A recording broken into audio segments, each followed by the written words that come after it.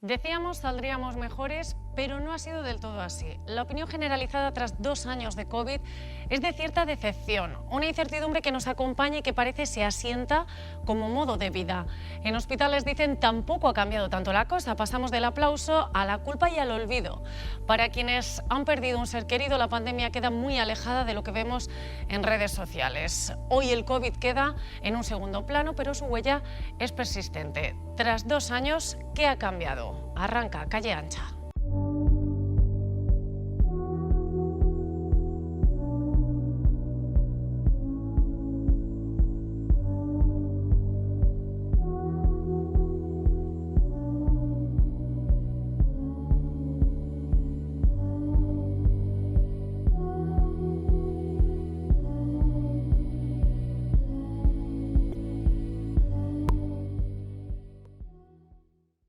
Buenas noches, bienvenidos a Calle Ancha. Se cumplen 2 años de la pandemia COVID y las consecuencias son diversas.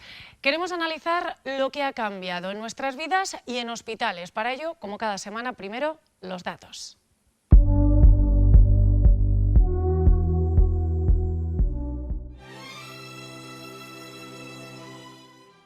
Pero no sé si tenemos derecho a olvidar. Creo que no. Y desde luego las instituciones menos.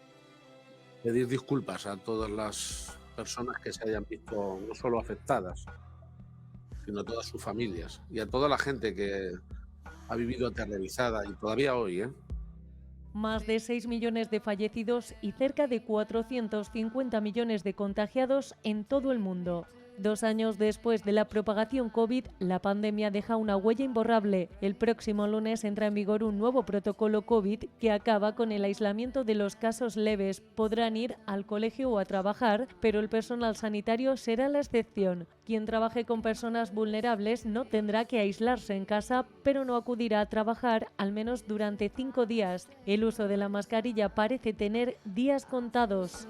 Que en la primavera podríamos estar ya asumiendo, pues que con la distancia interpersonal, lógicamente, y con la prudencia debida, sería razonable eliminar esa obligación. Las secuelas en la sociedad son latentes. El COVID nos ha hecho hablar abiertamente de salud mental. Sobre todo que han estado en primera línea, pues ha tenido una afectación de determinadas necesidades de respuestas inmediatas, que siempre eso es una situación importantísima de estrés. Luego, desde trastornos del sueño, determinados niveles de ansiedad, cosas que en nuestra vida cotidiana a lo mejor pues vamos aguantando, integrando, pero que luego si no las prevenimos, no es una intervención pronto y sin una prevención, pues entonces sí que se puede complicar. Los casos de ansiedad, estrés o depresión se multiplican, sobre todo entre población joven. El COVID nos deja la incertidumbre económica y laboral, unas nuevas formas de trabajo a las que todavía no hemos hecho frente y el miedo. Con la misma incertidumbre y casi más miedo, porque esto es un desastre. Mucho cansancio, sí. En hospitales siguen hablando de una plantilla insuficiente, listas de espera que ya estaban desbordadas y problemas en atención primaria. La comunidad científica se volcó en poder inmunizar a la población lo antes posible. Recursos económicos y humanos nunca antes vistos. En menos de un año había disponibles no una, sino varias vacunas y en cantidades ingentes. La pandemia ha constatado que compartir sinergias potencia la investigación sobre enfermedades. Se ha puesto de manifiesto la importancia de la investigación clínica. Los laboratorios de microbiología han visto incrementadas sus dotaciones tecnológicas y de personal, lo que nos va a permitir estar mejor preparados en el futuro. Y en la calle, una cultura de higiene que nos ayuda a prevenir enfermedades como la gripe. Ahora la supervivencia al COVID supera el 90%. Y yo creo que ya todo el mundo lo hemos cogido, y si no, el que no lo ha cogido es porque no se ha enterado o algo. Una normalidad que las familias que han perdido seres queridos todavía no asumen con plenitud. Hay un daño irreparable, el de las víctimas y el del olvido. 2 años después, ¿qué ha cambiado? Análisis hoy en Calle Ancha. Bienvenidos. Bien, pues 2 años ya de la pandemia COVID y innegablemente nos negamos a olvidar. Vamos a analizar todo lo acontecido en este tiempo y qué es lo que ha cambiado. Les presento a quienes me acompañan esta noche en plato. Voy a empezar por Juan Antonio Moreno, diputado regional del Partido Popular, portavoz en Sanidad. Bienvenido, buenas noches. Muchísimas gracias por la invitación y bueno, pues encantado de estar con vosotros. Gracias. Concha Piqueras, presidenta del Colegio de Enfermería de Albacete. Buenas noches, bienvenida. Buenas noches y también muy agradecida de que contéis con la voz de las enfermeras una vez más. Por aquí, Mónica Vargas, jefa del Servicio de Urgencias del Hospital de Llin. Buenas noches, bienvenida también. Buenas noches, muchas gracias por vuestra invitación. Y Francisco García Alcaraz, es diputado provincial de Sanidad. Buenas noches, bienvenido. Buenas noches. Y bueno, una vez conocida la mesa que nos acompaña, por decirlo de alguna manera, en esta tertulia, repasamos esos 2 años de COVID y yo les preguntaba, planteaba la pregunta a los espectadores, ¿qué ha cambiado en estos 2 años de pandemia? Decía, un poco en la sociedad, pero centrado más en lo que pasa en hospitales. Yo no sé, Concha, por ejemplo, porque lo viven de cerca, ¿qué ha cambiado en hospitales si es que ha cambiado algo? ¿Qué consideran que ha cambiado en la sanidad castellano-manchega?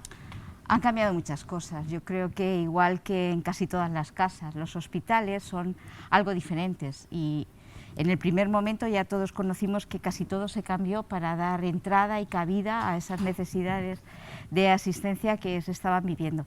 Y ahora todavía queda. Es decir, ahora tenemos como unos hospitales bimodales, que por un lado tienen que ir dando entrada a los problemas de salud normales de la población, a los cuidados habituales, y por otro lado también tenemos que mantener distribuciones de camas, circuitos, procedimientos y maneras para esas personas que todavía siguen estando afectadas de COVID y que llegan.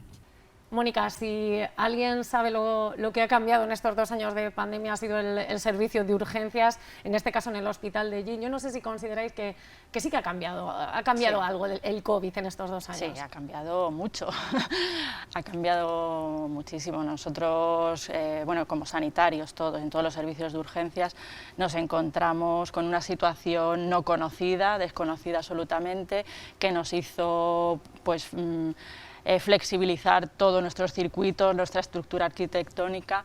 Teníamos que ver pacientes COVID, con muchos pacientes, ¿no?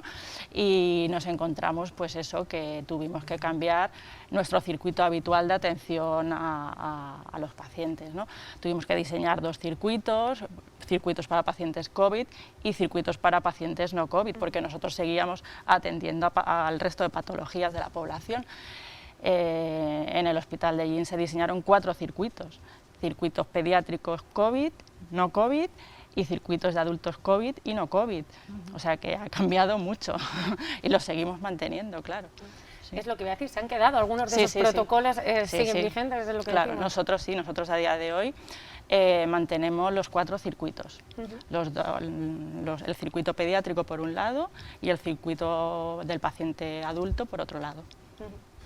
Juan Antonio, desde el Partido Popular han sido críticos en lo que ha podido cambiar o en lo que debería haber sido estos 2 años COVID, no sé, ¿qué consideran que ha cambiado o qué ha faltado por cambiar?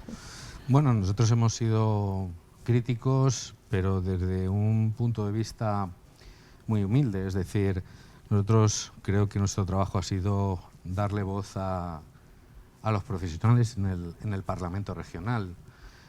Nuestro trabajo no ha consistido en una crítica vacía, sino en escuchar a los diferentes colectivos y llevar su voz al Parlamento. Cualquier tipo de proposición no de ley, cualquier tipo de debate general planteado por el presidente de nuestro grupo parlamentario, por Paco Núñez, ha ido siempre avalado por la voz de aquellos a los que les afectaba la medida, ¿no? Y aquí está Concha, que lo puede decir, es decir, cualquier cuestión relacionada, por ejemplo, con la enfermería, ha contado siempre con el trabajo del Colegio de Enfermería, no solamente el de Albacete, sino los diferentes colegios de la región. Nosotros hemos recogido su voz, sus llamadas iba a decir al orden, no al orden, sino sus llamadas desesperadas, ¿no?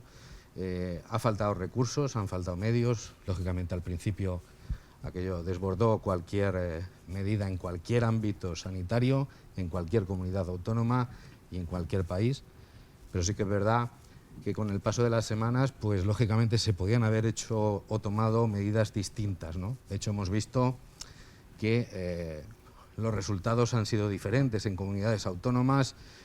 Ya no hablamos de inversión económica, que por ejemplo esta debería haber sido la mejor, porque ha sido la que más dinero ha invertido. Y en cambio, desgraciadamente, en los números y los resultados son todo lo contrario, ¿no? Entonces sí que es verdad que hemos tratado de dar esa voz a aquellos que al menos decían no sentirse escuchados y que a día de hoy lo siguen diciendo, ¿no? No hace falta irse muy lejos, ¿no? Hace 72 horas un sindicato representante de médicos de esta región todavía apelaba, ¿no?, al consejero de Sanidad para que escuche la situación de la primaria, ¿no? Yo creo que ha cambiado para mucho, que desgraciadamente en Castilla-La Mancha todavía quedan muchos pasos que dar y que nosotros hemos estado dispuestos a ayudar en aquello en lo que se nos ha querido escuchar. Si hemos presentado 50 propuestas en estos 2 años, alguna valdría. El gobierno de Emiliano García Paje no ha votado a favor ni una sola de las propuestas que este grupo parlamentario ha planteado. Entendemos que ha hecho un uso y abuso de su mayoría absoluta y desde luego no nos sentimos responsables para nada de los resultados de esta pandemia en Castilla-La Mancha, porque, como digo, se ha hecho lo que ha querido el gobierno regional y no nos han dejado participar. Pues por terminar el turno, Francisco, no sé pues si en estos 2 años se ha escuchado a esos profesionales sanitarios y se han dado pasos en positivo, si se ha aprendido algo también, ¿no? Por lo que decíamos, ¿qué ha cambiado? Pues concretamente yo, como secretario provincial de Sanidad, he mantenido reuniones con el foro sanitario donde se aglutinan los diferentes colegios profesionales sanitarios, es decir, que hemos escuchado y hemos trasladado no solamente a nivel regional las propuestas, sino a nivel del gobierno central algunas reivindicaciones que algunos colegios han tenido, ¿no? Es decir, que también se ha dado voz a los colegios profesionales y a los profesionales. Ha cambiado todo, como diría el filósofo Bauman, en esta sociedad líquida, pues hemos pasado a una sanidad líquida, ¿no? Como comentaba Concha, ¿no?, en el que ha cambiado el modelo de asistencia sanitaria, no solamente el hospitalario, sino también la atención primaria. Yo creo que hay que ver cuestiones positivas, ¿no?, como pues, la cobertura vacunal, una vacuna en un tiempo récord para luchar contra este virus, el tratamiento que a partir del lunes ya parece ser que ha firmado el Ministerio para que se pueda paliar aquellos casos graves o aquellos casos en los que haya personas con factores de riesgo, ¿no? Un tratamiento antiviral oral que está disponible y que dio el visto bueno la Unión Europea, la Comisión Europea en este caso. Es decir, todas estas cuestiones son positivas. Castilla-La Mancha era de las primeras comunidades con cobertura de vacunación elevadísima. Es decir, no se puede atribuir a un color político una mala o buena gestión en una crisis sanitaria de esta envergadura. Es una barbaridad decir eso, ¿no? Es decir, porque todos hemos visto cómo ha transcurrido el control de la pandemia, desde que se inicia el 11 de marzo por la declaración de pandemia de la OMS hasta el día de hoy, donde tenemos la mayoría de los intervalos de edad de la población están vacunados, con una respuesta por parte de la población de vacunación masiva, es decir, no como otros países donde tienen unos porcentajes menores de vacunación.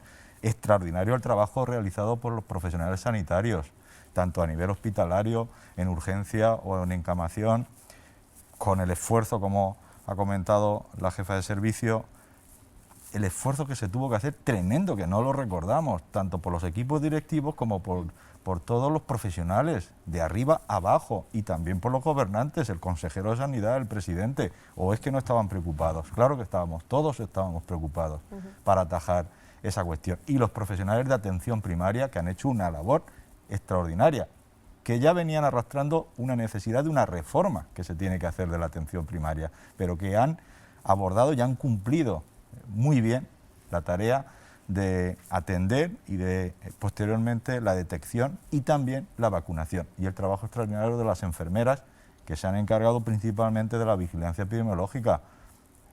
Esa tarea hay que ponerla en valor, hay que destacarla como positivo.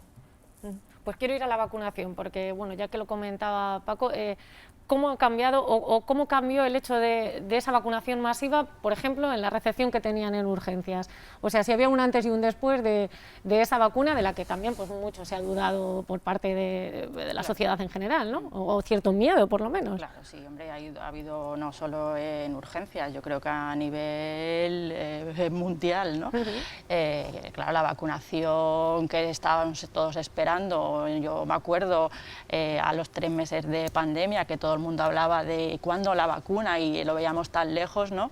Yo creo que fue tiempo récord la primera salida de la vacuna, ¿no? Y claro, sí, toda vacunación evidentemente lleva un efecto positivo en la población y se ha demostrado, claramente se ha demostrado en números y sobre todo en gravedad. Es lo que hay que dejar y remarcar, que la gravedad de la enfermedad es menor.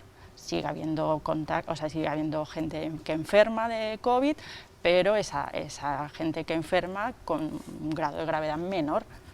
Y nosotros, claro que lo notamos, sí, mucho. Y si me permitís, ese cambio en el perfil de las personas que enfermaban y en la gravedad de su enfermedad ha tenido un impacto no solamente en los ciudadanos y las ciudadanas, en nuestros vecinos, sino también en nosotros, los sanitarios. Claro. Porque de alguna manera había una desesperanza enorme cuando, a pesar de todo, en aquellos momentos no se podía resolver, curar y sanar a todo lo que queríamos. Y ahora, pues, de alguna manera, el éxito de la vacunación, que es el éxito de todos, es el éxito de la sociedad y, desde luego, bueno, yo creo que el sistema sanitario, los profesionales han sido capaces, y desde luego los científicos, de darnos una herramienta maravillosa. Pero, como digo, eso ha tenido también un impacto luego en lo que nosotros veíamos, esa impotencia, aunque seguimos teniendo otras cosas que seguramente hablamos, pero por lo menos ahí nos ha ayudado mucho. Sí. Desde Enfermería, desde luego, la coordinación de la campaña de vacunación pues se ha llevado el grueso gordo y también, de nuevo, ¿no? Era algo inaudito para el sector en sí, ¿no? Esta campaña de vacunación tan masiva, tan rápida. Sí, la verdad es que estamos muy, muy contentos y muy orgullosos, no solamente de haber sido capaces de desarrollar sitios, equipos de personas para la vacunación, sino también de haberla planificado y haber sido capaces de llegar tanto y en tan poco tiempo. La verdad es que yo creo que las enfermeras y enfermeros necesitan y sería de recibo, ¿no?, que tuvieran un reconocimiento en este sentido, más allá de los premios o los aplausos, que como siempre los acogemos muy bien. Pero yo creo que es el momento también de empezar a pensar en las muchas capacidades y competencias de los profesionales de la enfermería que a lo mejor están todavía pendientes de desarrollar. El diputado hablaba de la atención primaria, pues yo creo que ahí tenemos un campo maravilloso que todavía está por explorar. ¿Qué pasa en atención primaria? No sé cómo... por abordar este tema también. Lógicamente, por supuesto, nadie pone en duda el trabajo, yo creo que de los profesionales, todo el proceso de vacunación, en implementar, pero claro, yo tengo que comentar una pequeña cuestión, porque decía el diputado provincial que es una barbaridad. Castilla-La Mancha es la 15ª comunidad autónoma con personas en pauta completa, es decir, hay 14 comunidades autónomas que han vacunado un mayor porcentaje de población. Eso no se le puede achacar a los profesionales, eso se le tiene que achacar a los responsables políticos. En Castilla-La Mancha faltan 188.000 personas por ponerse la dosis completa de la vacuna. Eso no es achacable ni imputable a los profesionales, sino a los dirigentes. Por lo tanto, sí se pueden hacer críticas de ciertas cosas. Bueno, pues eso yo sí las hago. Es decir, hay 14 comunidades autónomas con mayor porcentaje de población vacunada, a algo se tiene que deber, o no, yo me gustaría, si se tienen los datos, claro, a ver por qué es eso. Lo explico yo, la vacunación no es obligatoria. Claro. Es decir, que hay gente que rechaza la vacunación. Sí. Evidentemente, tú no puedes obligar a una persona a vacunarse si no quiere, por las razones que sean. Claro. Y así le ampara la Ley General de Sanidad. Por supuesto, pero que tengamos todos claro que en este no momento... No es una cuestión en Castilla-La Mancha de una mala praxis, sino que... Casi 200.000 personas que no tienen que puede la haber pauta 200.000 personas que no hayan querido.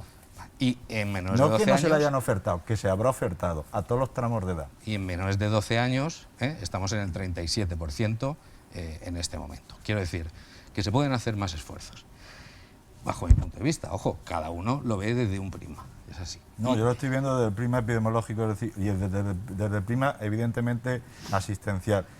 Si nos ponemos en el tema de vacunaciones, se comprueba que a menor rango de edad, mayor o menor cobertura vacunal. Es decir, que hay gente que no quiere. No quiere. Es decir, o los padres de los menores no quieren que se vacunen los menores. Eso es así y no pasa nada.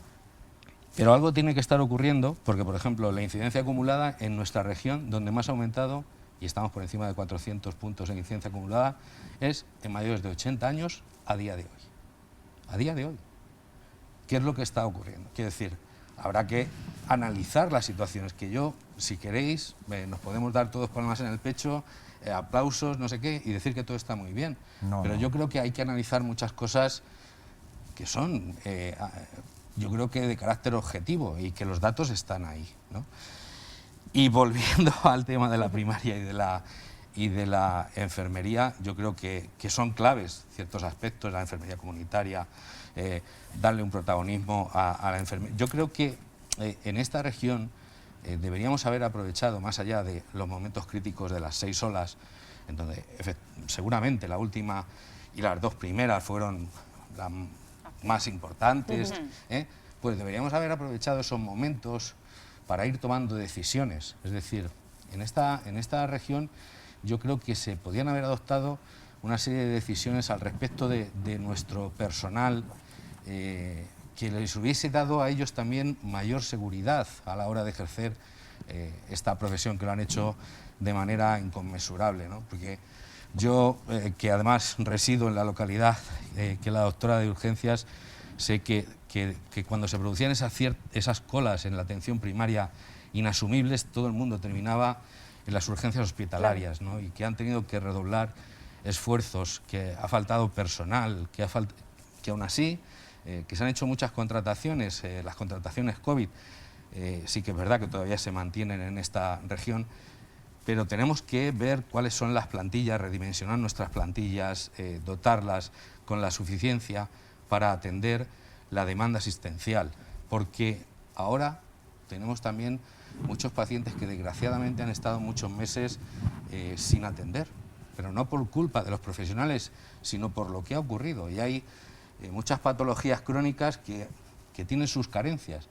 Y por lo tanto yo creo que a los profesionales, que ya les aplaudimos en su día, lo que no podemos hacer es convertirlos en responsables de absolutamente nada.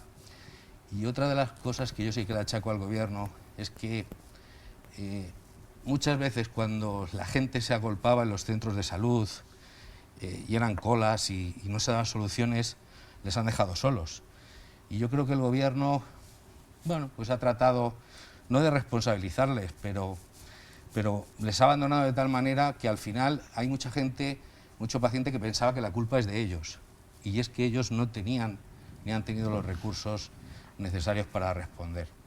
Y esa es mi opinión. Vaya. Yo, por tener también la visión, quería, Mónica, asentías, porque aunque a priori parece que no tiene relación, está claro que lo que pasa en atención primaria deriva en lo que pasa en el resto, al resto de profesionales, ¿no? Sí, yo soy una fiel defensora de la atención primaria, yo soy médico de familia, con lo cual soy ultradefensora. Creo que la atención primaria es la base de la sanidad y se tiene que ver así, se tiene que gestar así, y con esta crisis sanitaria se ha puesto en valor. Y hay que aprovechar eso para hacer una introspección, y ya había problemas, ya sabíamos que había, pues vamos a aprovechar esta oportunidad pues para sentarnos y ver qué está pasando. Todo lo que repercute en la atención primaria, evidentemente repercute en la atención hospitalaria, esto es de cajón. Hay mucha más demanda en la primaria deriva más, y el paciente que no puede acceder a primaria, pues evidentemente viene a la hospitalaria de motu propio. Entonces, sí, efectivamente, claro. ¿La fórmula? La fórmula es difícil, es difícil. Mi fórmula desde urgencias, yo tengo que atender a todo el mundo, entonces nosotros sí que hemos intentado pues eso, que todo el mundo se haya sentido atendido. Evidentemente el Hospital de Llín es un hospital comarcal que nuestra asistencia pues, es muy inmediata al paciente, ¿vale? Y claro, en esos momentos puntuales, claves de que había tanta demanda, pues los que damos la cara somos los profesionales, eso está claro. Pero bueno, para eso estamos, ¿no? Yo creo que toda esta crisis tiene que servir para... Lo positivo que hay que sacar de eso es, pues eso, dimensionar bien las plantillas, sentarnos, ver qué ha pasado, ver qué podemos hacer, pero con cosas reales. Y ya está. La hospitalaria, al final, nosotros desde urgencias asumimos todo lo que entra por nuestro sistema, entonces... Concha, ¿qué reflexión o desde dónde se tiene que abordar el problema de la atención primaria? Porque comparto completamente lo que se ha comentado. Quizá no es el momento de poner tiritas, ¿no? Para algo que realmente requiere que lo repensemos. Pero algunas ideas, por ejemplo, yo creo que reorientar la atención primaria hacia la prevención y la educación sanitaria y la prevención de problemas podría ser muy interesante. Yo creo que hemos abandonado mucho por asistir, es decir, por dedicar nuestros esfuerzos a las personas que tenían algún problema de salud. Y sin embargo, toda la actividad comunitaria, salvo honrosas excepciones, preventiva y educadora, hay que favorecerla, hay que intentar estar delante de, antes que suceda. Segundo, los roles hay que redefinirlos, lo hablábamos, pero es verdad que tenemos enfermeras especialistas, que tenemos enfermeras muy expertas, que tenemos médicos de familia también muy expertos y tenemos que estar en todas partes. Es decir, la primaria se caracteriza porque en cualquier sitio, en el último pueblo, debe haber su médico, su enfermero, para que además esa comunidad tenga vida. Y por tanto, esa idea también de que tenemos que estar nos obligará a reorganizarnos de alguna manera, a tener otros circuitos de derivación, de referencia, a lo mejor por ahí van las cosas. Y yo creo que incorporar también para las nuevas necesidades más atención, por ejemplo, referencia con geriatras, referencia con la atención a la salud mental, para que todos esos problemas que ya son muy cotidianos por la edad de nuestras personas y también por lo que nos está pasando como sociedad, pues tuvieran una respuesta más fácil, más cercana, como en un puente entre primaria, hospital, no sé. Por ahí deberían ir algunas de las cosas. Por supuesto, es cuestión de que los expertos que saben más lo vayan mirando, pero podría ser nuestra opinión. Sí. Yo estoy de acuerdo con... Habría que intentar integrarlo dentro del sistema de alguna manera, repensarlo. Yo ahí estoy de acuerdo. Porque... Es que el sistema tiene que ser integrador, tiene que ser un sistema integrador desde la comunitaria a la hospitalaria y la sociosanitaria. Sí. Y eso tiene que ser un engranaje fácil. Y bueno, lo fácil es difícil de gestarlo, ¿no? Pero eso yo creo que es la idea principal. Crisis, perdona, claro, es cuando hay que decir, vamos a repensar todo. Claro, claro. Que no solamente son en Castilla-La Mancha. No, esto es a nivel mundial, lógicamente. Claro. Paco, va por ahí, o sea, se está trabajando en ese sentido, o sea, la solución de la atención primaria por integrar al sociosanitario también dentro del sistema y hacer una red más integrada, no sé. Hace muy poco se aprobó por parte del Gobierno el Plan de Salud Horizonte 2025. En ese plan pues hay diferentes objetivos, metas, y está la coordinación sociosanitaria pendiente, y ahí hay pues algunos objetivos que conseguir.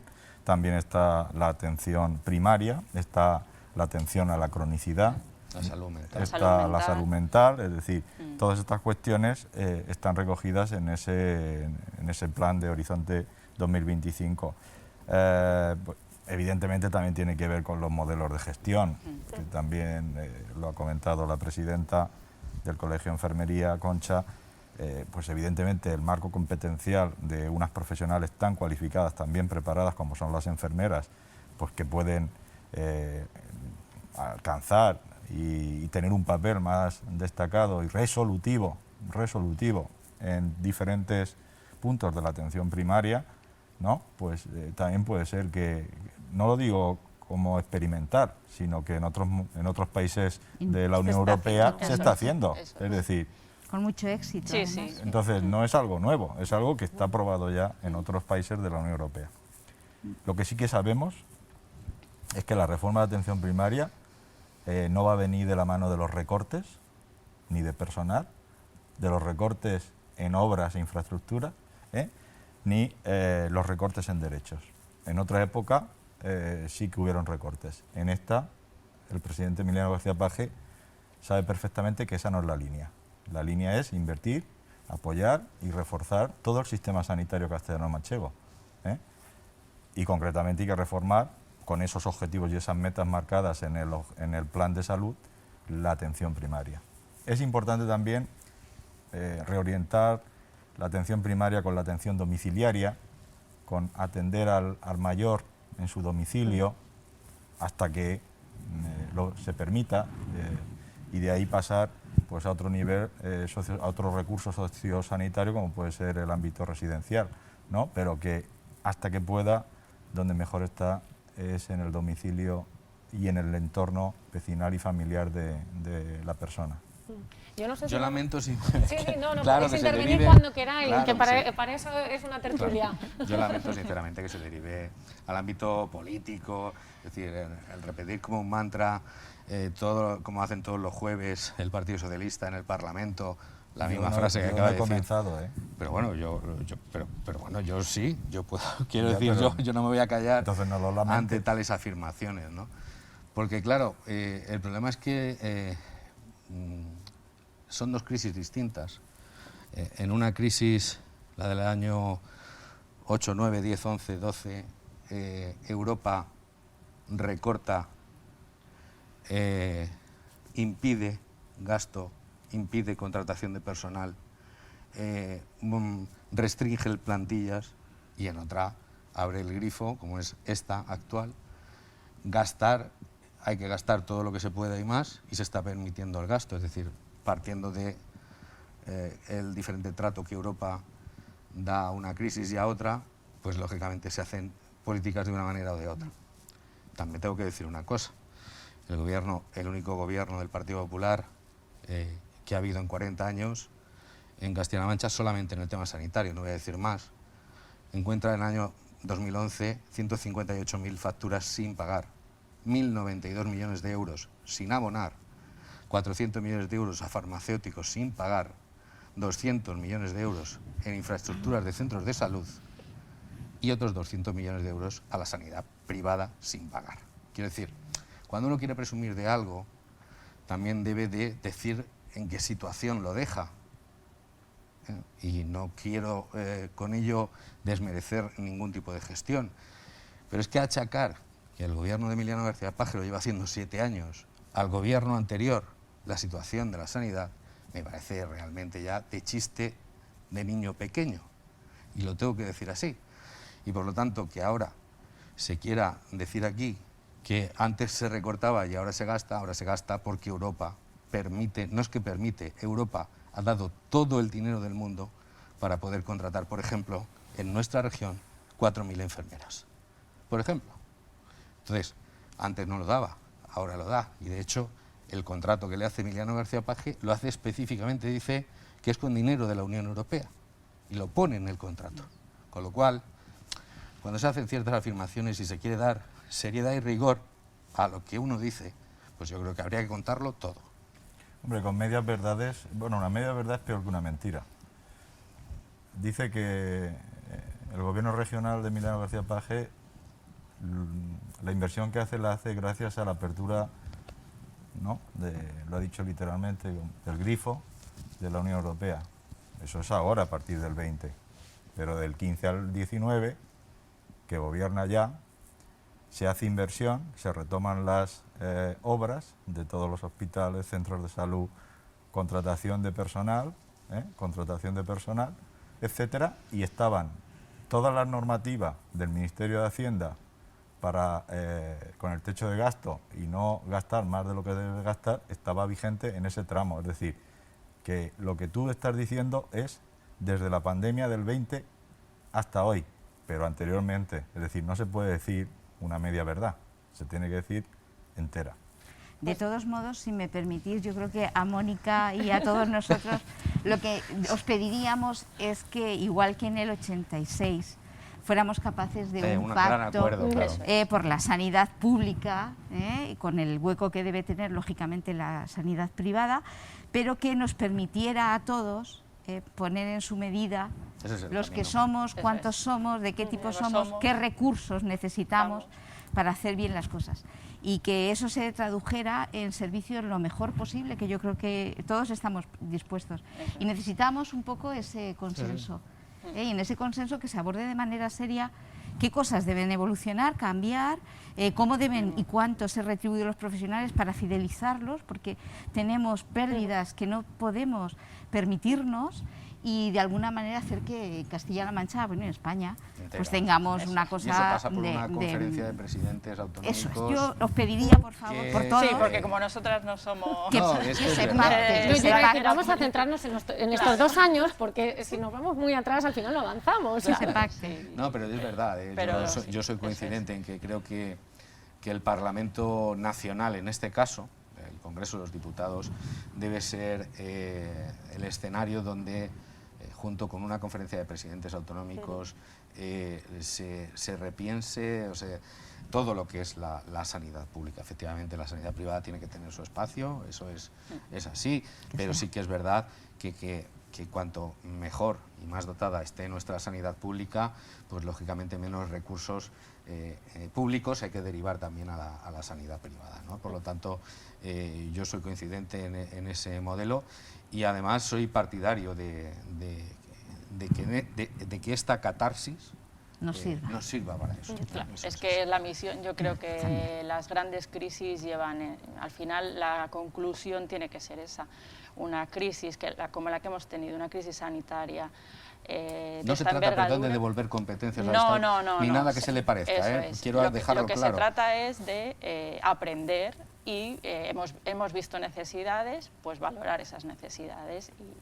Yo soy partidario, en el momento que tú puedes gestionar el centro de salud o el consultorio de Nerpio, es mejor que lo gestione la comunidad autónoma que no que se gestione desde Madrid, ¿no? O sea, yo soy un firme defensor de ese modelo, porque creo que bueno, pues por lo tanto no soy partidario de devolver competencias, soy partidario de, con las competencias autonómicas, hacer un nuevo modelo, que yo creo que además es lo que pedís todos los profesionales. Claro. O sea que Paco, en este sentido se ha avanzado, me refiero las contrataciones COVID, por irnos a lo más, ¿no? a lo que podemos ver, esas contrataciones en Castilla-La Mancha por el momento se han quedado, ¿no? Como una necesidad que no venía tampoco derivada de la situación de pandemia. Pero se han quedado evidentemente porque son necesarias.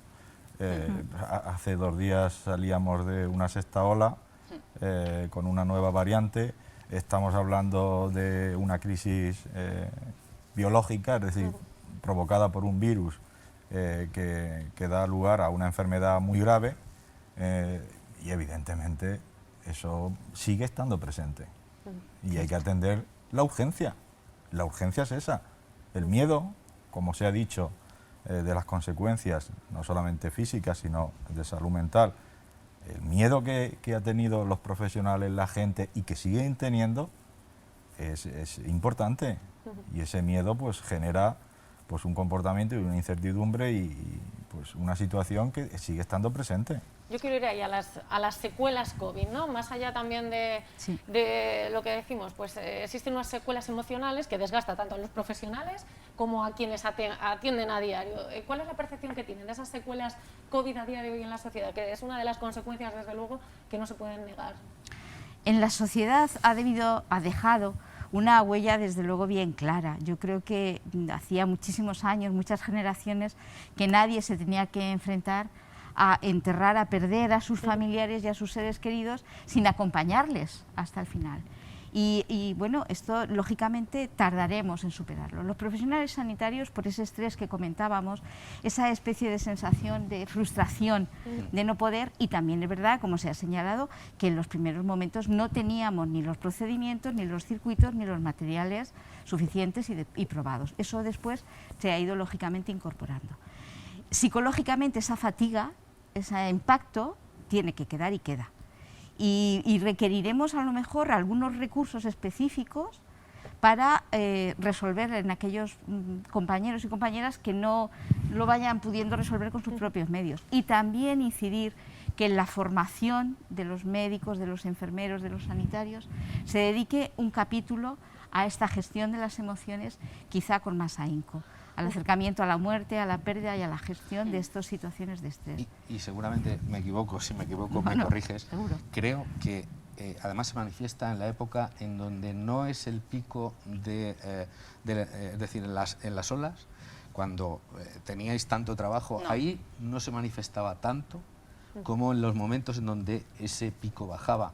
Pero yo conocidos, amigos que trabajan en UCI, y era cuando tenían quizá menos pacientes, era cuando más se le manifestaba esa sensación de angustia, de agobio, que todavía yo conozco gente profesionales que todavía les dura. Claro, con todos los niveles de estrés es así, cuando tú tienes el estrés máximo, estás con tu estrés máximo y estás pendiente de lo que tienes que estar, ¿no?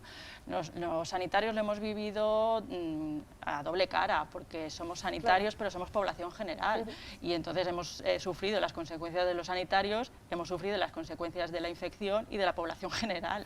Entonces, claro, y del miedo a contagiar. Y del miedo a contagiar, del miedo de irte a tu casa, de llevarte el virus, porque claro, hasta que ves lo que estaba pasando, nosotros no sabíamos qué estaba pasando, no nos hacíamos una idea, ¿no? Hasta que las primeras guardias empezamos a ver estas neumonías, la gente tan enferma. Nadie nos había preparado para esto, pero no nos había preparado ni nosotros profesionalmente, porque no conocíamos la enfermedad. Nosotros teníamos impotencia de no saber qué hacer, porque no podíamos tratar, no sabíamos cómo tratar, es que no sabíamos, bueno, nosotros no sabíamos nada porque no se sabía nada. O sea, nos llegaban informaciones pues, de lo que podíamos rescatar nosotros. Yo me acuerdo de leer artículos en chino, porque era los primeros accesos a los artículos chinos los tuvimos y los traducíamos para iniciar nuestros protocolos con otros hospitales, con otros compañeros. Yo me acuerdo hablando yo soy de Barcelona, con mis compañeros de Barcelona, pasándonos protocolos. O sea, es que eso era una impotencia para un sanitario, eso es lo peor que te puede pasar. ¿Esto ha dejado secuelas en los propios sanitarios a día de hoy, más allá de esas situaciones de emergencia? Claro que sí. Claro que sí. Yo es que le quiero dar paso también a una invitada que no ha podido estar esta noche aquí, pero que sí que quería dejarnos también su testimonio, y creo que es bastante importante, porque se llama María José Saiz y es la portavoz de la plataforma de afectados y familiares de víctimas de COVID. María José, ¿nos escuchas? Sí, buenas noches. Buenas noches, María José. Muchas gracias también por estar con nosotros en esta tertulia. Queríamos saber, bueno, pues analizar la situación después de 2 años del COVID, qué ha cambiado pues para los familiares de personas que han perdido a seres queridos durante este tiempo. Pues, María José, ¿qué ha cambiado para vosotros? Pues para nosotros ha cambiado todo. Realmente yo diría que lo que no ha cambiado es el inmenso dolor que todavía a día de hoy tenemos, y la impotencia ante la falta de ética y responsabilidad de nuestros dirigentes políticos, que a día de hoy todavía no se ha responsabilizado de la nefasta gestión que ha habido sobre esta pandemia, sobre el COVID-19. Yo no sé si sienten que se han depurado responsabilidades, porque les hemos escuchado hablar en muchas ocasiones, pedir esa responsabilidad, ¿no? Es difícil ponerse en la piel de las personas que conforman esta plataforma, pero hay mucha gente que se puede sentir identificado. ¿Sienten que se ha depurado esa responsabilidad y qué tipo de alivio, ¿no?, les puede aportar el tener, pues eso, el saber que se han depurado en alguna manera esas responsabilidades? Pues es que es mucha la impotencia cuando desde el principio no se ha reconocido el error de no admitir, pues eso, que no se admiten las demandas, no se admiten a trámite, pero que ni siquiera pues han reconocido que desde el principio faltaron respiradores, faltaron UCI, y encima teníamos que aguantar que salieran diciendo que habían madrugado mucho y que había de todo. cuando es mentira, cuando lo hemos vivido en primera persona. No me quiero emocionar porque hoy, precisamente hace 2 años, que vi por última vez a mi padre. En el peor momento que se podía ingresar en el hospital de Albacete. Y aún salía tanto el gerente del hospital de Albacete como nuestro presidente de Castilla-La Mancha diciendo que había respiradores y había UCIs, y eso es mentira. María José, habéis tenido el duelo que en su día a lo mejor, pues siempre lo hemos dicho, no se pudo tener durante este tiempo, pero ¿ha pasado ya ese duelo? Mira, dicen que el proceso del duelo es un proceso de olvido. Sí, o sea, no es un proceso de olvido, sino de aprender a recordar sin dolor. Nosotros es que ni siquiera hemos tenido ese duelo, sino que hemos vivido una soledad y indefensión en unas circunstancias inhumanas, insólitas, que difícilmente vamos a poder olvidar. Es una cicatriz que no va a terminar de cerrar, cuando algo tan vital como poder despedirse de un ser querido, cuando nos entregaban cajas precintadas que ni siquiera podíamos cerciorarnos de lo que nos entregaban, era nuestro padre, nuestro familiar. Eso es muy duro de asimilar. ¿Qué secuelas te ha dejado? Te hablo de tú a tú, María José. ¿Qué secuelas te ha dejado el COVID? La emocional es visible, desde luego. Pues es eso, que ya quieras que no, pues vamos a ver, tienes que aprender a vivir con ello, digamos, pero es difícil. Es que quien no lo ha vivido no nos entiende, claro. Entiendo que la gente pues quiere olvidarse un poco, pero te das cuenta que después de 2 años parece que nada hubiera pasado. Y eso no es así. Es que han sido miles de fallecidos. Ya sabemos que somos estadísticas, que es lo que también siempre hacemos hincapié para hacer, digamos, darle magnitud y visibilidad a nuestros familiares, que no son números, que tienen nombre y apellidos, y una familia detrás que, aunque rota por el dolor, vamos a ser siempre su voz y recuerdo. Por eso queremos pedirle a todos los dirigentes políticos que se abra una auditoría externa independiente a la actividad política y que se responsabilicen de la nefasta gestión que ha habido, y para que no vuelva a suceder en un futuro. Entonces queremos exactamente hacerles llegar, estamos preparando pues un documento para que se pueda abrir una comisión de investigación, pero que sea independiente y real.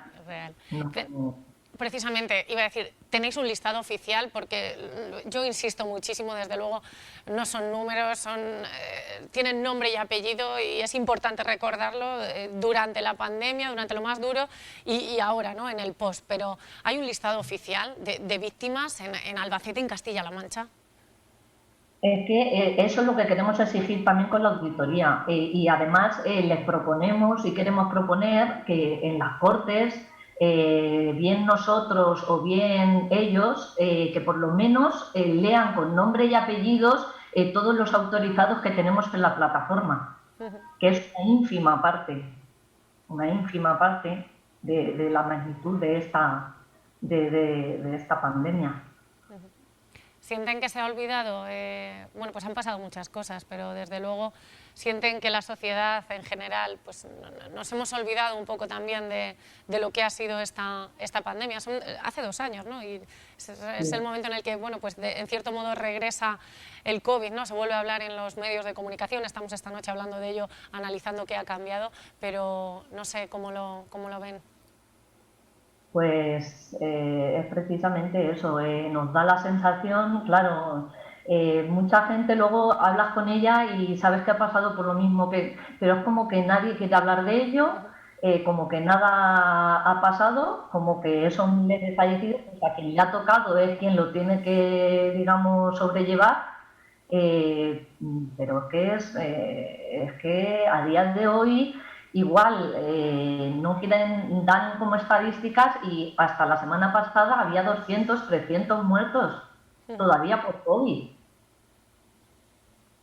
Es que, claro, a la familia que le toca es quien tiene que hacer un duelo. Ahora, gracias a Dios, no es como en la primera ola, que dejan que se despida, que tengan un entierro pues, con los familiares.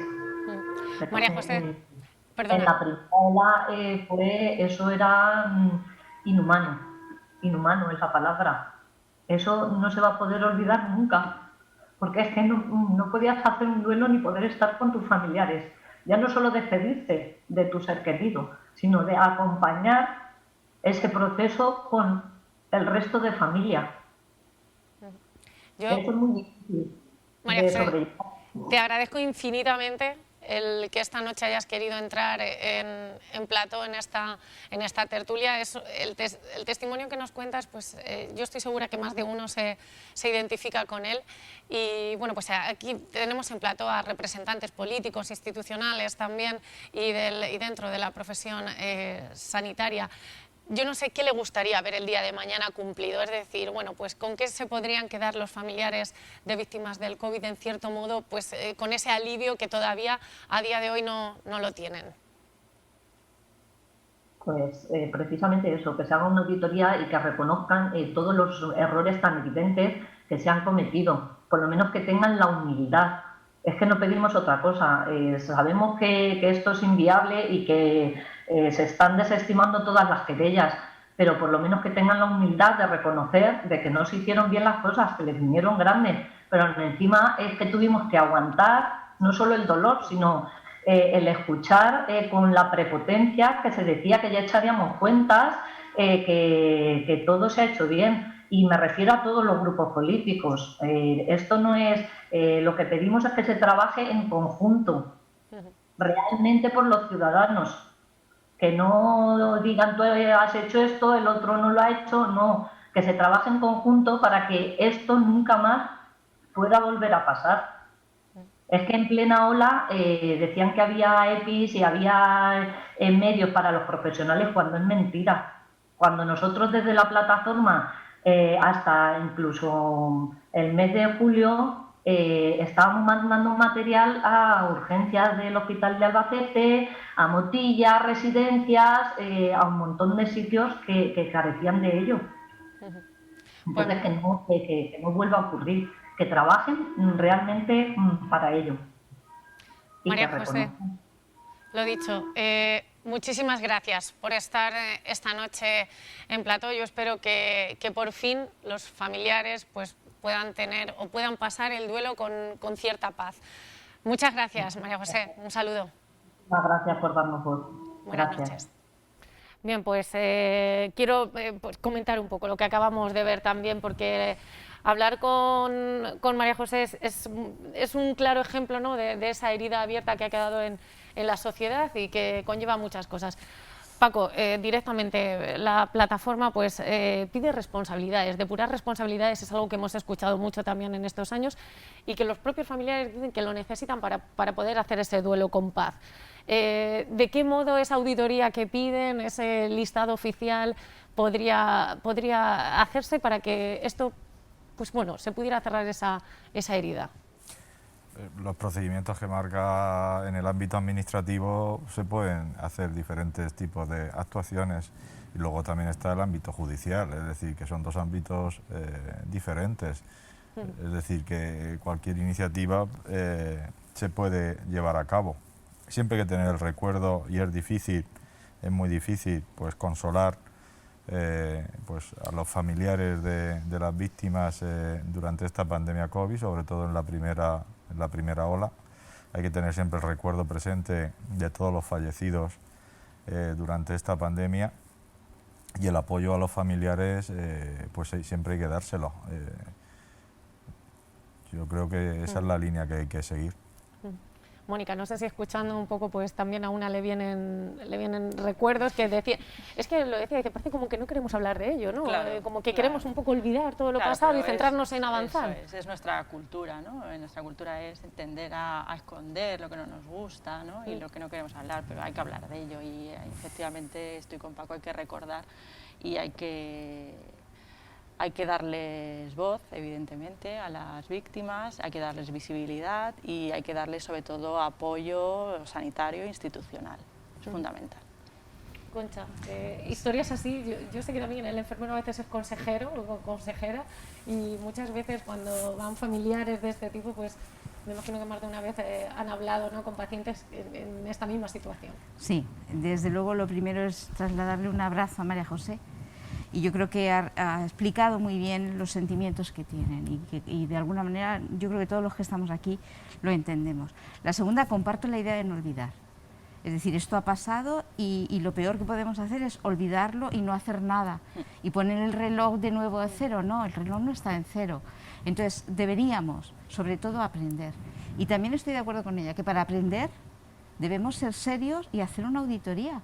No sé si es el nombre, pero reflexionar, estudiar claramente qué hicimos, no con un ámbito ni con una intención, sino con la intención tan buena, tan buenísima, de que aquello, lo que no lo hayamos hecho bien, seamos capaces de identificarlo y mejorarlo. No de culpar, ¿no?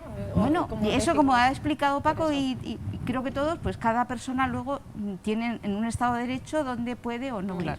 Pero yo creo que globalmente, socialmente, que estudiemos qué ha pasado, cómo se ha hecho, con toda la honestidad del mundo, sería muy importante para aprender. Y de aprender, mejorar.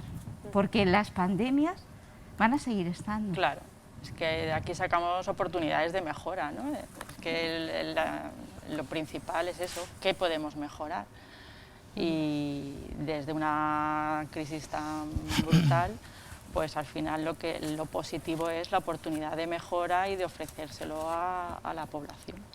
Pues mira, como nos quedamos sin tiempo, yo al final... Tengo que decir una cosa sobre esto. Es que hay mucho camino hecho en el Parlamento regional. Porque, Juan Antonio, te voy a pedir además que digas lo que quieras al respecto, pero yo siempre termino el programa con una reflexión particular y ahí metemos cada uno lo que se nos haya quedado en el tintero y aquello que creemos importante y no ha salido en la tertulia. Así que pues sobre esto último decir que el Parlamento tiene aprobada una comisión para el estudio de los efectos del COVID en Castilla-La Mancha, aprobada por Partido Socialista, Partido Popular y Ciudadanos, incluso aprobados todos los comparecientes de esa comisión, lleva un año aprobada, lo único que el Partido Socialista nos ha dicho que no la va a poner en marcha. Eso es lo que quiero decir a María José. Está aprobado por el Parlamento una comisión de estudio de los efectos del COVID en nuestra región. Y desgraciadamente Emiliano García Paje ha dicho que no la va a poner en marcha una vez que está aprobada por el Parlamento. La pueden poner en marcha mañana viernes, mañana, porque están hasta acordados por los 3 grupos, todos los comparecientes. Una de ellas está aquí sentada. Los colegios de enfermería, irían todos los colegios de enfermería al Parlamento a decir, no a decir nada, sino a decir qué es lo que vieron ellos, que no se hizo bien y qué es lo que se puede mejorar. No a señalar a nadie, sino a estudiar lo que ha ocurrido con el COVID en Castilla-La Mancha y cómo se puede mejorar.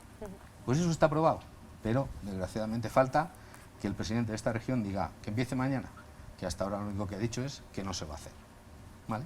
Por lo tanto, que lo sepa María José y que lo sepan todos los televidentes de este medio, que eso está aprobado y, como digo, hasta pactados todas y cada una de las personas comparecientes en esa comisión. Pues bien, como sé que, por alusiones, como sé que Paco a lo mejor quiere contestar, pues lo digo, para finalizar la mesa, Paco, ¿cuál sería la reflexión final al tema de esta noche y lo que cada uno quiera añadir al respecto? Pues evidentemente ha cambiado, después de 2 años ha cambiado la situación. Yo creo que también hay mayores esperanzas. Mi reconocimiento a la población general por el cumplimiento de todas las medidas que se han ido aprobando. En el Consejo Interterritorial, donde están todas las comunidades autónomas de todos los colores políticos con el Ministerio, basado todo en la evidencia científica, en el conocimiento que se va generando y que va cambiando ese conocimiento.